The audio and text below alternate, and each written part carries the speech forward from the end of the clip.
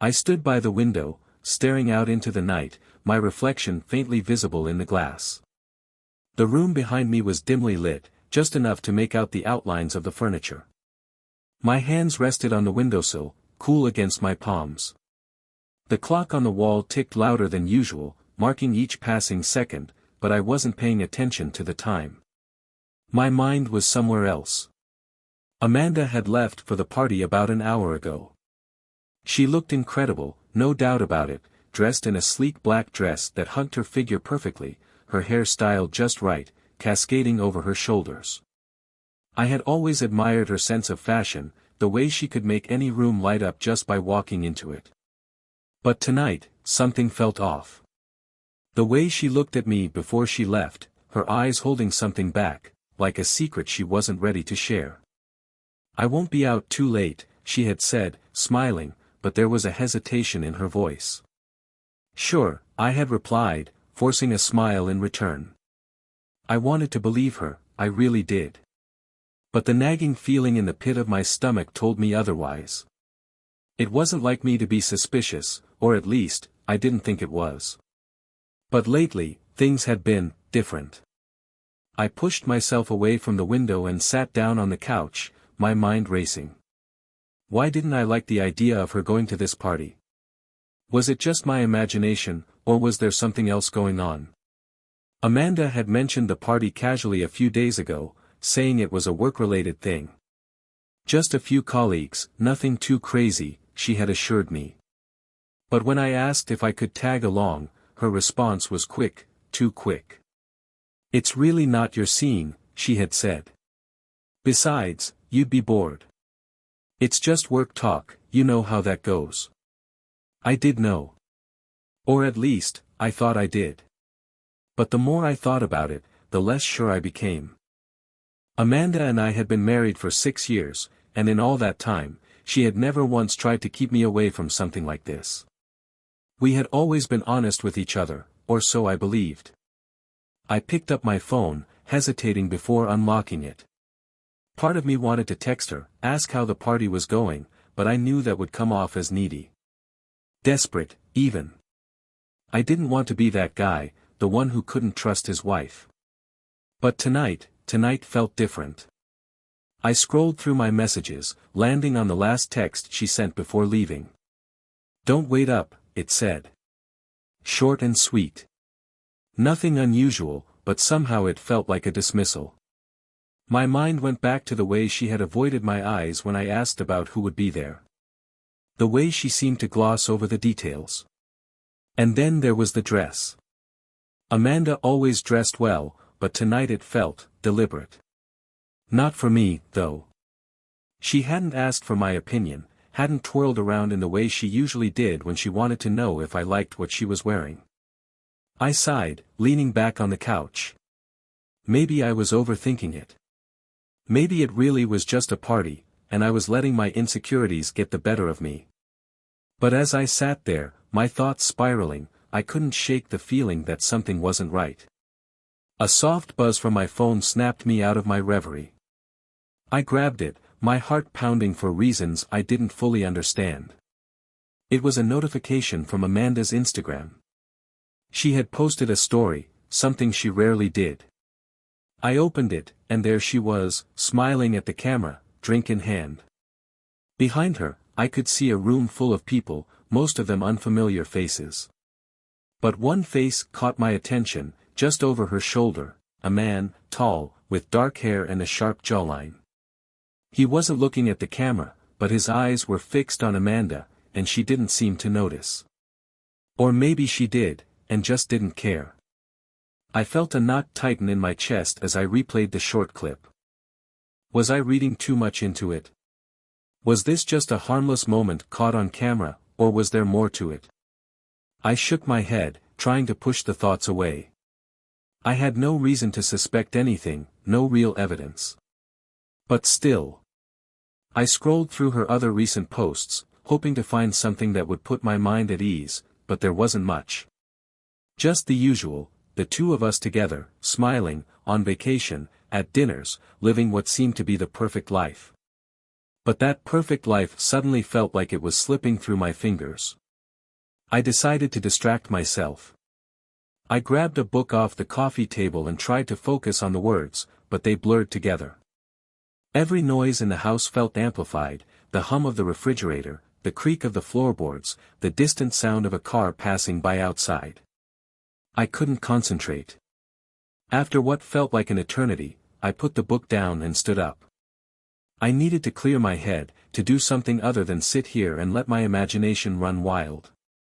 I walked into the kitchen and poured myself a glass of water, my hands trembling slightly as I took a sip. Just then, the front door creaked open, and Amanda stepped inside. She looked radiant, her cheeks flushed from the night, but her eyes held something else. Guilt? No, it couldn't be. But there was something there. "Hey," I said, trying to keep my voice steady. "How was the party?" "Good," she replied, her tone light, too light. Just as I said, nothing exciting. "How was your night?" "Fine," I lied. "Just caught up on some reading." She nodded, kicking off her heels and moving toward the bedroom. "I'm exhausted," she said, her back to me. "I'll head to bed." "You coming?" "In a minute," I replied, watching her disappear down the hallway. My heart pounded in my chest as I stood there, unsure of what to do. My instincts screamed at me, but I couldn't place why. The house felt colder than usual, the walls closing in around me as I stood there, alone in the dark. Something had changed between us, and I wasn't sure if it was in my head or if I had just witnessed the first crack in what I thought was an unbreakable bond. I needed to know. I needed proof. The decision was made in that moment, but the consequences, those, I had yet to realize. I couldn't sleep that night. Every time I closed my eyes, the image of Amanda at the party, that man in the background, kept flashing in my mind like a warning I didn't want to acknowledge. I lay there, staring at the ceiling, trying to convince myself that everything was fine, but deep down, I knew it wasn't. By morning, my mind was set. I had to figure out what was going on. Maybe it was nothing, maybe it was just a wild thought running out of control, but if I didn't at least try to find out, it would eat away at me. Amanda acted normal over breakfast. She smiled, chatted about her plans for the day, but I couldn't stop analyzing every word, every movement. I noticed the way she avoided direct eye contact when I asked how the party was, how she brushed off my questions with vague answers. She kissed me on the cheek before leaving for work, the same way she always did, but it felt different. Colder. Or maybe I was just imagining things again. Once she was gone, I sat at the kitchen table for a long time, trying to figure out what my next move would be. I wasn't the kind of guy who snooped around. Trust was supposed to be the foundation of our marriage, but here I was, doubting every little thing. Eventually, I gave in to the temptation. I grabbed Amanda's laptop, which she always left on the desk in our home office. It was password protected, of course, but I knew it. It was our anniversary date, easy to guess if you knew us. I hesitated for a moment, my fingers hovering over the keys, but then I typed it in. The screen unlocked, and there it was, her whole life laid out in front of me. Emails, messages, photos, everything. I felt like a trespasser, like I was crossing a line that couldn't be uncrossed, but the need for answers outweighed the guilt. I started with her emails, scrolling through the most recent ones. There wasn't much, work stuff, reminders from stores, the usual. But then, something caught my eye. A message from someone named Mike. The subject line was simple: "Had a great time last night." My heart dropped into my stomach as I opened it. The message itself wasn't long, just a few sentences about how he enjoyed talking to her, and how he hoped they could meet again soon. It wasn't explicit, but there was something about the tone, the familiarity, that set off alarm bells in my head. I scrolled further, looking for more messages from this Mike guy.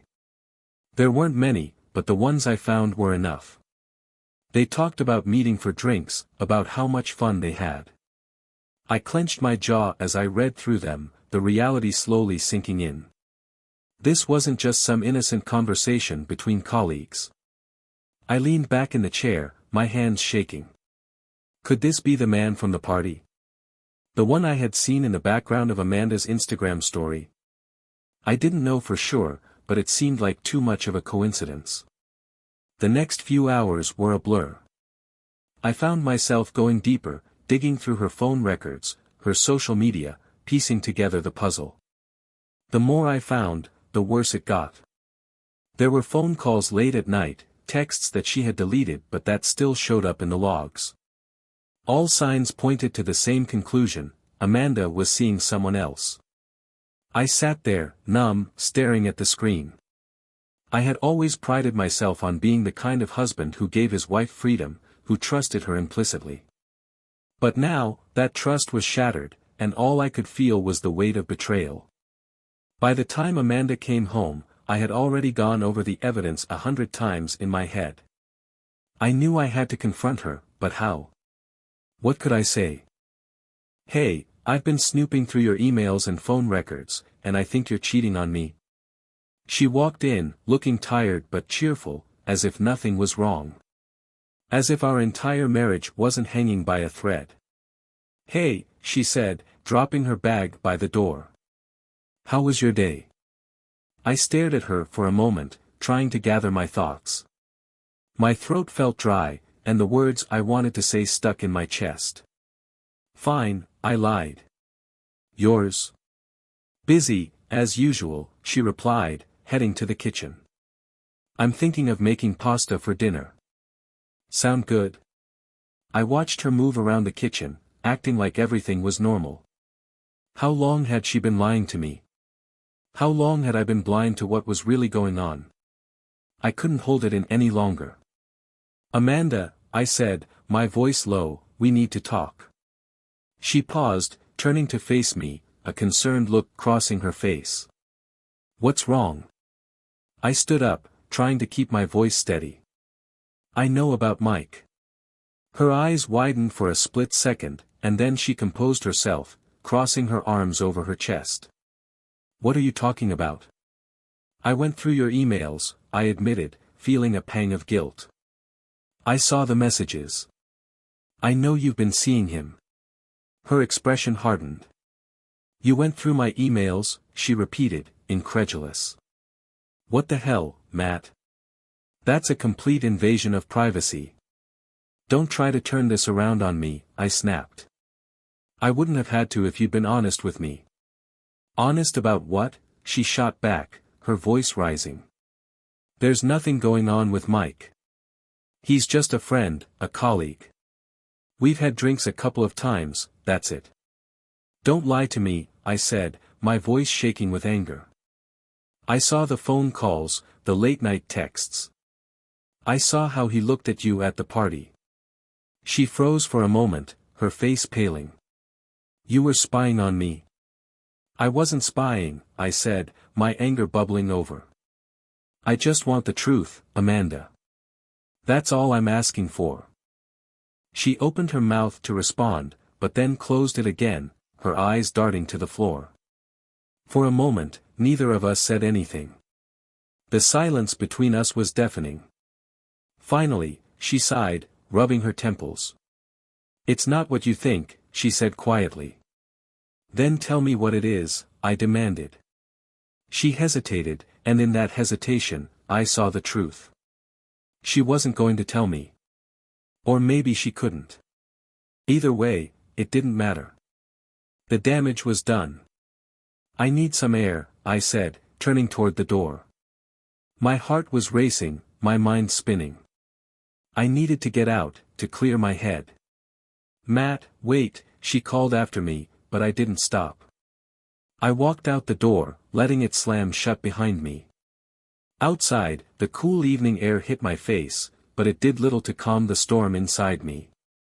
I leaned against the side of the house, taking deep breaths, trying to make sense of everything. The woman I had loved, trusted, and built a life with had been lying to me. And now that I knew, there was no going back. I paced outside, feeling the chill of the evening settle into my bones. The anger, the disbelief, it all twisted in my chest, making it hard to breathe. I wasn't sure what was worse, the betrayal itself or the fact that Amanda had looked me straight in the eye and tried to brush it all off like it was nothing. I leaned against the porch railing, staring out at the street, the quiet hum of the neighborhood doing nothing to soothe the turmoil inside me. This wasn't how it was supposed to be. We were supposed to be solid, strong, the kind of couple that didn't fall apart like this. But here I was, facing the cold reality that maybe everything I thought we had was already slipping away. My phone buzzed in my pocket, pulling me out of my thoughts. I hesitated before looking at it, half expecting it to be Amanda. But it wasn't. It was a text from my buddy, Greg. "Greg, hey man, you good? Haven't heard from you in a while." I stared at the screen, fingers hovering over the keys.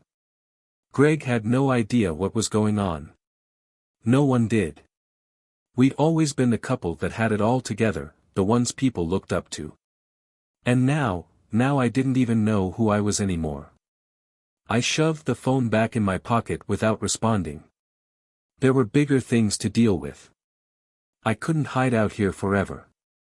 Sooner or later, I had to go back inside and face Amanda again, to demand the truth she was so clearly hiding from me.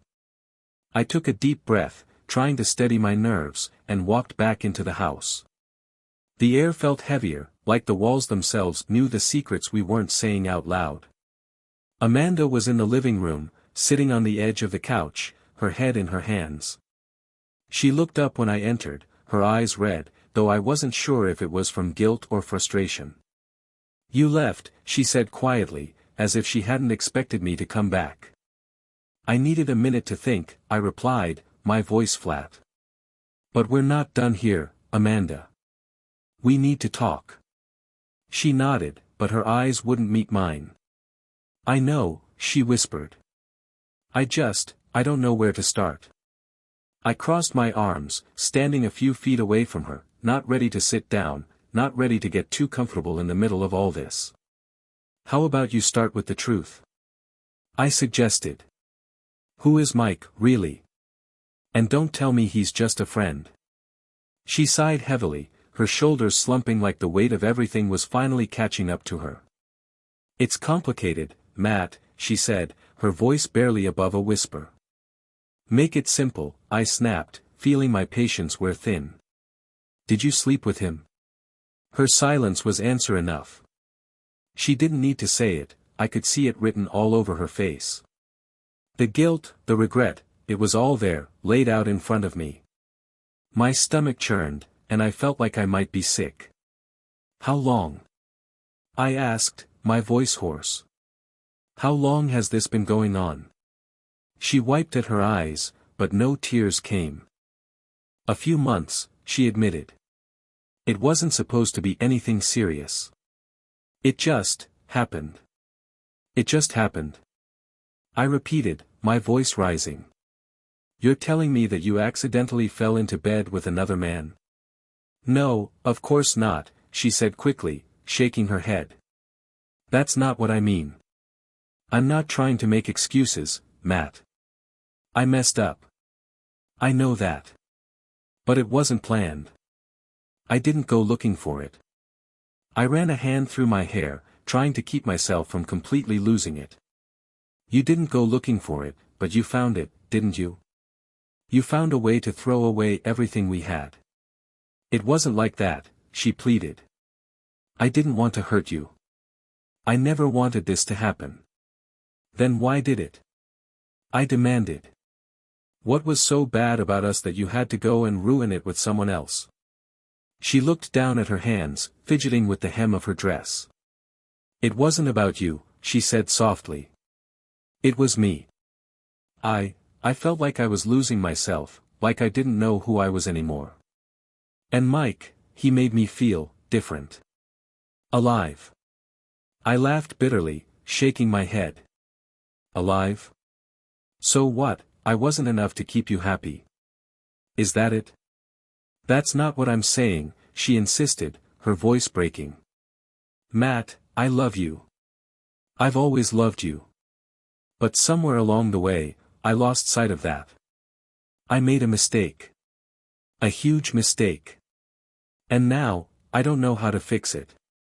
I felt the rage bubbling up again, threatening to spill over. You can't fix it, I said coldly. You can't just pretend like this never happened. I know, she whispered, her eyes finally meeting mine, filled with a desperation I hadn't seen before. But I want to try. I want to make things right, if you'll let me. I took a step back, shaking my head. You don't get to decide that, Amanda. You don't get to cheat on me and then ask for forgiveness like it's nothing. I'm not asking for nothing, she said quickly.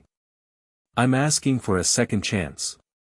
I know I don't deserve it, but I'm begging you, please. Let me try. I stared at her, my mind racing. Part of me wanted to believe her, wanted to believe that we could somehow move past this. But the other part of me, the part that had seen the messages, that had heard the lies, knew better. I don't know if I can do that, I said quietly. I don't know if I can ever trust you again. Tears finally spilled down her cheeks as she nodded, accepting the weight of my words. I understand, she whispered. I'll do whatever it takes, Matt. I swear. I'll end it with Mike, I'll go to counseling, whatever you need. Just, don't leave me. The room felt suffocating, the air thick with everything we weren't saying. I wanted to scream, to cry, to punch a hole in the wall, but I couldn't. All I could do was stand there, staring at the woman I had loved for so long, wondering how everything had gone so wrong. I need time, I finally said, my voice hollow. I need time to figure this out. She nodded again, wiping at her tears. Take all the time you need, she whispered. I'll wait. I turned and walked out of the room, the weight of everything crashing down on me as I headed toward the door. I needed to get out, to clear my head, to breathe. But I knew that no matter where I went, the reality of what had happened would follow me. As I stepped outside into the cool night air, I realized that things would never be the same again. I drove aimlessly through the quiet streets, my mind swirling with 1,000 thoughts, none of them making any sense. The betrayal felt like a heavy weight pressing on my chest, suffocating me, and no matter how far I drove or how fast I went, I couldn't shake it. The city was alive around me, people walking down the sidewalks, cars rushing past, life going on like nothing had changed. But for me, everything was different now. The world felt colder, harsher, and every passing moment reminded me of the lies that had been hidden in plain sight. Eventually, I pulled into the parking lot of a small diner on the edge of town, the kind of place where nobody would know me or ask questions. I needed somewhere to sit, to think, and maybe, just maybe, make sense of everything. I walked inside, the bell above the door jingling softly as I entered. The diner was nearly empty, just a couple of old men sitting at the counter nursing cups of coffee. I took a seat in the far corner, away from everyone, and stared out the window at the darkening sky. A waitress came over, her tired eyes scanning me for a second before she spoke. What can I get you, hon? Just coffee, I muttered. Black. She nodded and disappeared behind the counter. I rested my head in my hands, the cold truth settling over me. Amanda had cheated. She had broken everything we had built, and now, I was left to figure out if there was anything left worth saving. The waitress brought the coffee and set it down in front of me without a word. I stared at the steaming cup, my reflection distorted in the dark liquid. What now? Could I really just go back to pretending like nothing had happened? Could I forgive her, even if I wanted to? I thought about the way she had begged for a second chance, the tears in her eyes, the way her voice had cracked when she asked me not to leave. Part of me wanted to give in, to believe that this was just a mistake, a horrible lapse in judgment that we could work through. But another part of me, the part that had been shattered by her betrayal, couldn't stop replaying the image of her and Mike in my mind. I pulled out my phone and scrolled through my contacts, stopping at Greg's name.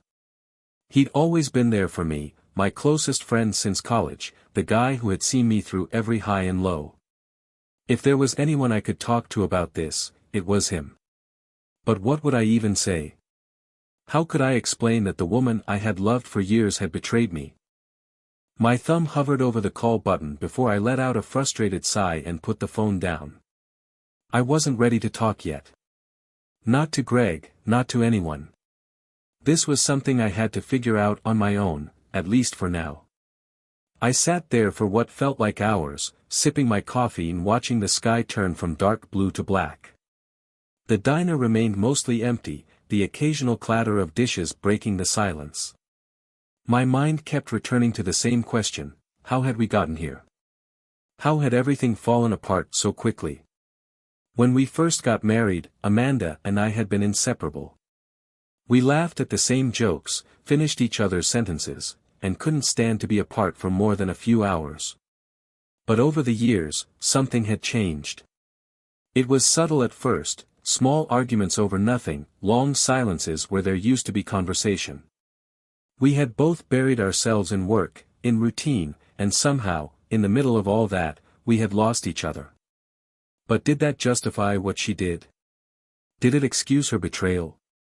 I wasn't perfect, but I had never strayed, never even considered it. Yet here I was, left to pick up the pieces of a life I thought was solid, only to find it crumbling around me. I finished my coffee, left a few dollars on the table, and walked out of the diner, the cold night air biting at my skin.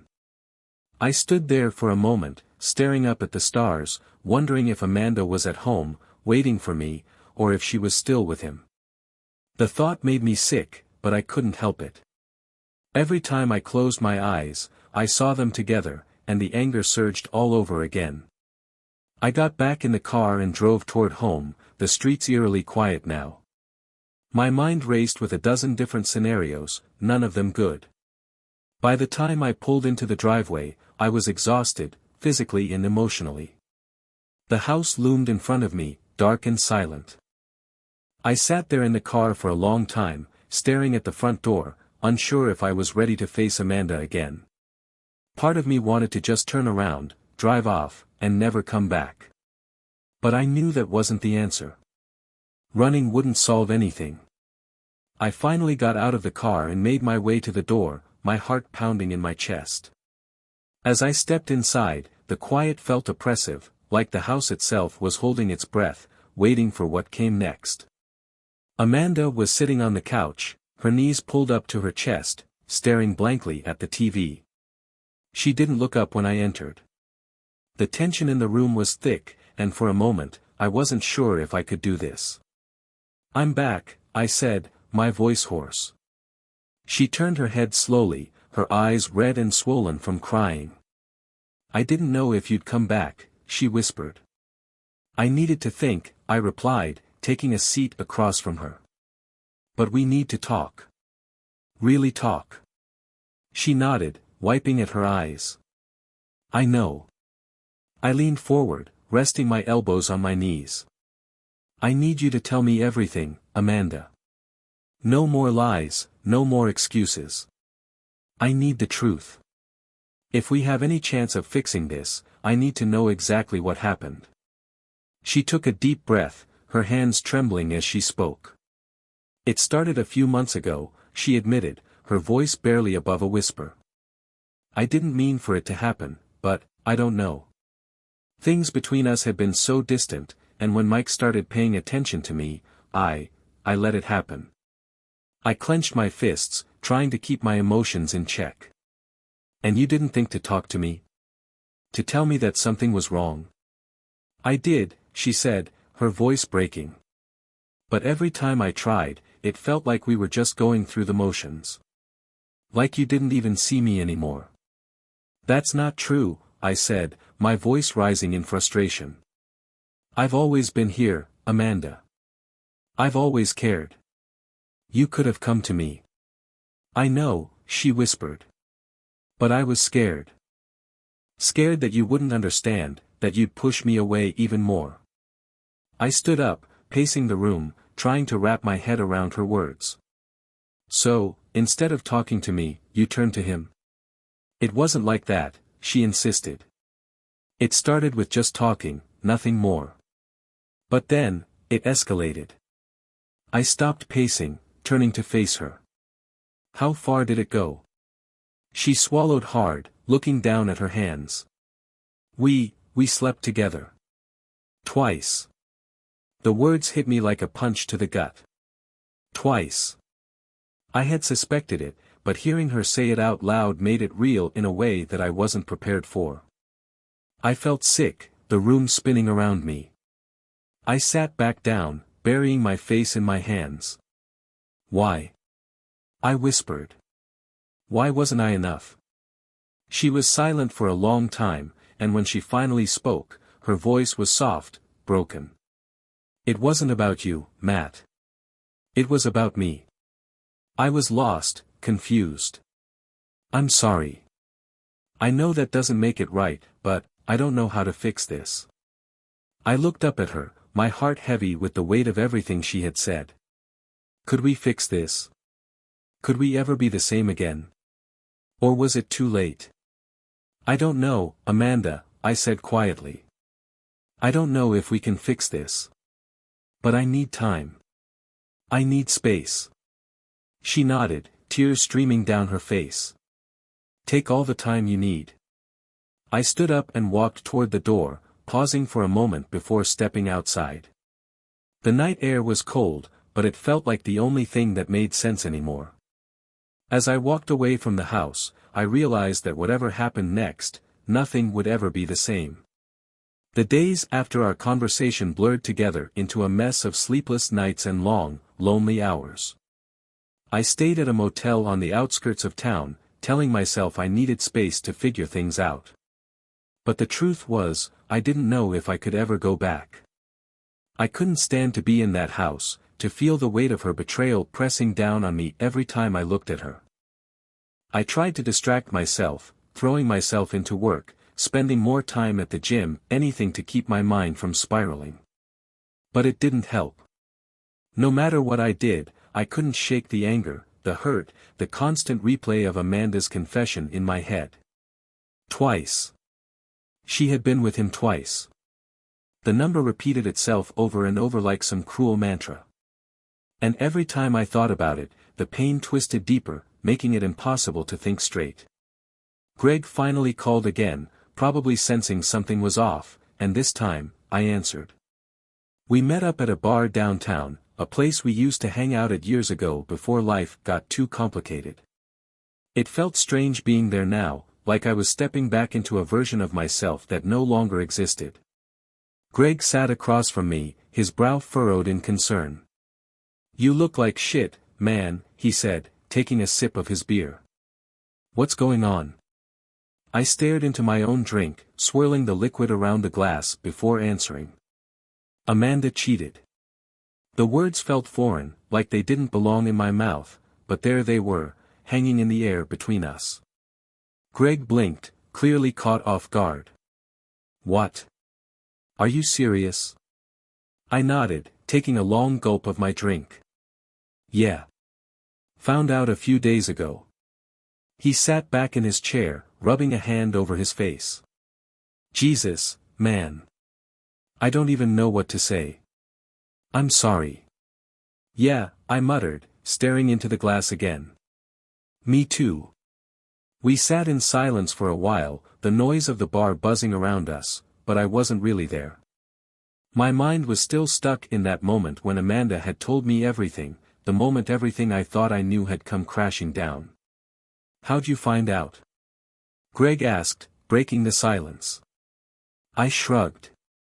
Suspicious texts, phone records, the usual. I confronted her, and she admitted it. Damn, Greg said quietly. That's rough. Yeah, I said, my voice hollow. It is. He hesitated for a moment before asking, so, what are you going to do?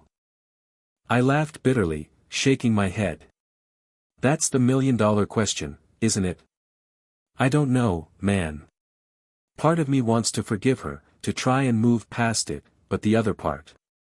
I just don't know if I can. Greg nodded, taking another sip of his beer. I get it. It's a tough spot to be in. But whatever you decide, you've got to make sure it's what's right for you. Not her. You. I appreciated his words, but they didn't make the decision any easier. I knew he was right, though. This wasn't just about what Amanda wanted or how sorry she was. This was about me, about whether I could ever look at her the same way again, whether I could ever trust her again. After a while, Greg changed the subject, talking about work, sports, anything to lighten the mood. I played along, nodding and laughing at the right moments, but my mind was somewhere else. No matter how hard I tried, I couldn't escape the gnawing doubt that had taken root inside me.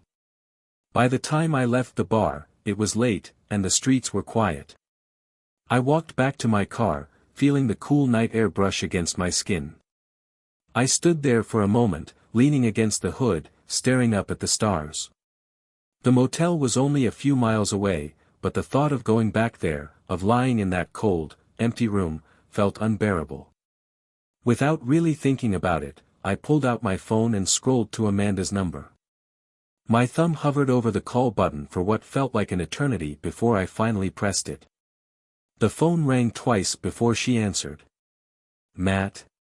Her voice was quiet, tentative, like she didn't know if she should be happy or scared to hear from me. Yeah, I replied, my voice just as uncertain. I'm out by the bar. Just needed to talk. There was a long pause on the other end, and I could hear her breath catch. Do you want to come home? She asked, her voice soft, almost pleading. I closed my eyes, leaning my head against the car. I don't know, Amanda. I don't know what I want. I understand, she said quietly. But whenever you're ready. I'm here.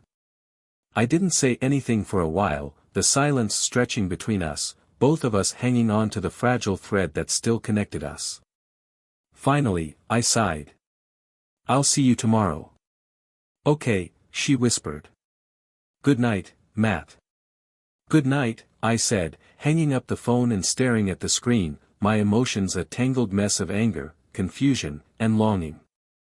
The next day, I went back to the house, not sure what to expect or how I was supposed to feel. I walked through the front door, the familiar smell of home hitting me all at once. It felt both comforting and suffocating at the same time. Amanda was in the kitchen, making coffee, her back to me as I entered. She turned when she heard the door close, her eyes widening slightly. You came back, she said, her voice filled with a mix of relief and anxiety. I told you I'd come, I replied, trying to keep my tone neutral. But I'm not here to pretend everything's fine. I know, she said quickly, setting down the coffee pot. I don't expect that. We sat down at the table, the silence between us heavy. I could see the strain in her face, the guilt and the fear of what might come next. But I wasn't here to make her feel better. I was here to figure out what the hell we were going to do. We need to talk, I said, my voice firm. She nodded, folding her hands on the table in front of her. I know. I'm ready to be honest with you, Matt. Completely. I leaned back in my chair, crossing my arms. I've been thinking a lot about what you said.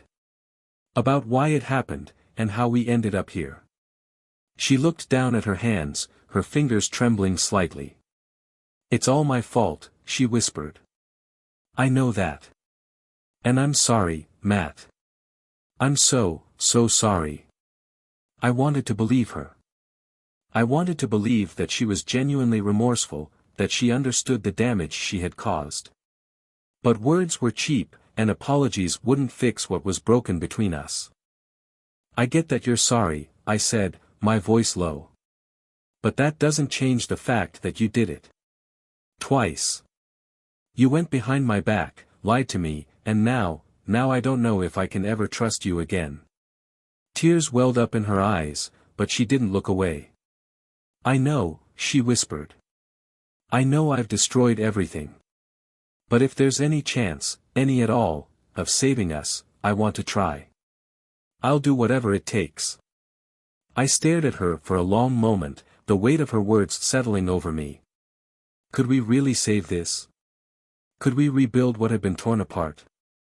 Or was it already too late? I don't know, Amanda, I said quietly. I just don't know. She reached across the table, her fingers brushing against mine. Please, Matt, she said softly, her voice trembling. I love you. I never stopped loving you. I pulled my hand away, the gesture feeling too intimate, too familiar. Love isn't enough, I muttered, standing up from the table. I need time. Space. I don't know what the future looks like, but right now, I just need to breathe. Amanda nodded, her shoulders slumping as she wiped away her tears. Take all the time you need, she whispered. I'll be here, waiting. As I walked out of the house again, the door closing behind me, I realized that this wasn't the end. But it wasn't the beginning either.